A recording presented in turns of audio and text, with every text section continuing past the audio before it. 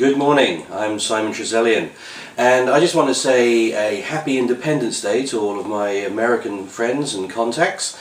And I wanted to talk a little bit about independence today. Now, independence literally means freedom from dependence, the ability to govern your own affairs, to be able to direct oneself as one wishes to do so, free of the control of others. That's what independence really means.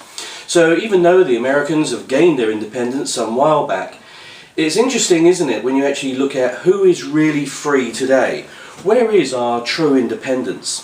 What I'd like to do over the next couple of days is explore this whole area of independence so that people can get a real perspective of what it means for them.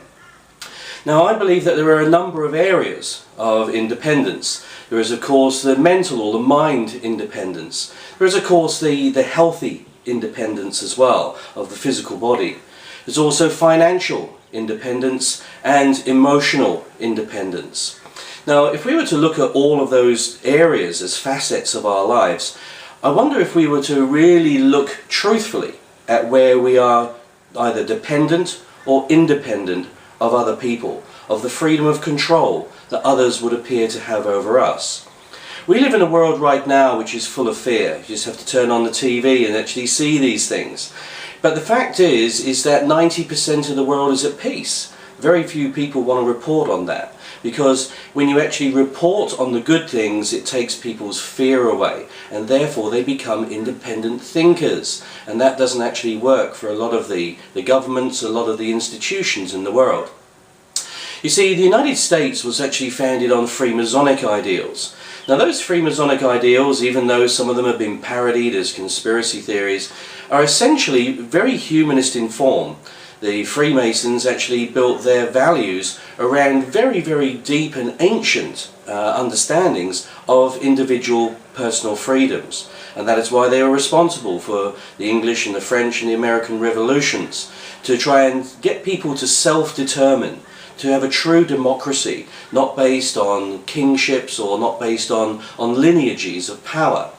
So people then became self-determining, and that was the whole point of independence, because the Declaration of Independence is exactly that. Those are actual principles that are based on far more ancient understandings as to what human beings wanted. So if we were to look at the independence of mind, for instance, we live in a world right now where we have recession, we have wars, we have political unrest in pretty much all over the globe.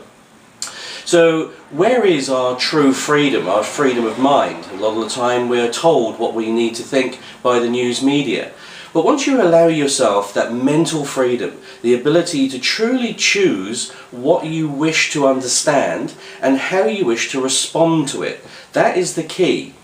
Most of the areas of lack of independence is about people when they don't have a response, or their response is geared by the person actually giving them the information.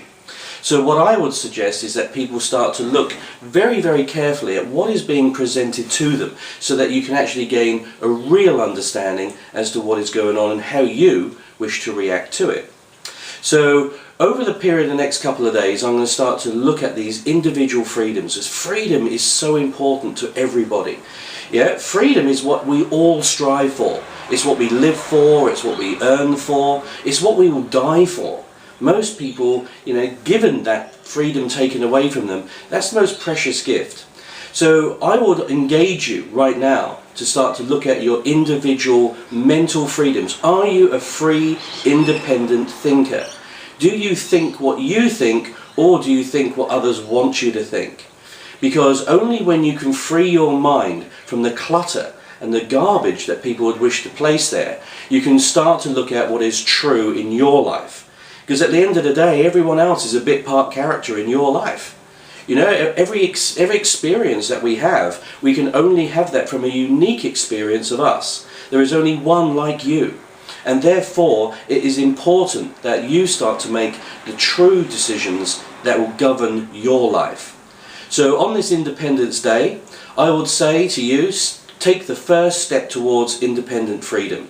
Start to look now at what you really want and make this your Independence Day.